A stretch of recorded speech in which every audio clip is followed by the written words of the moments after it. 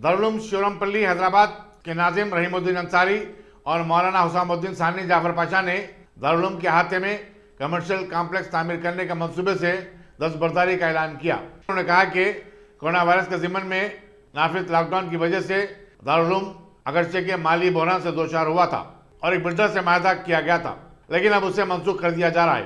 उन्होंने कहा कि बाज़ अफराद दारुल के बारे में अफवाहें फैला रहे हैं, इनमें कोई सदाकत नहीं है। उन्होंने कहा कि 1975 में मुमताज़ आलिम दीन मौलाना हमीदुद्दीन आखिल ने इस इदारे की बिना डाली थी और ये इदारा इंशाअल्लाह आगे भी काम करता रहेगा। में माशाअल्लाह जो बातें तय हुई है उसमें यह है कि जो डेवलपमेंट के लिए देने का वादा इरादा किए थे वो इंशाअल्लाह वो ख़त्म हो गया है। अब कोई डेवलपमेंट को नहीं देंगे, अहले खैर के ताउन से ही मदरसा चलाएंगे।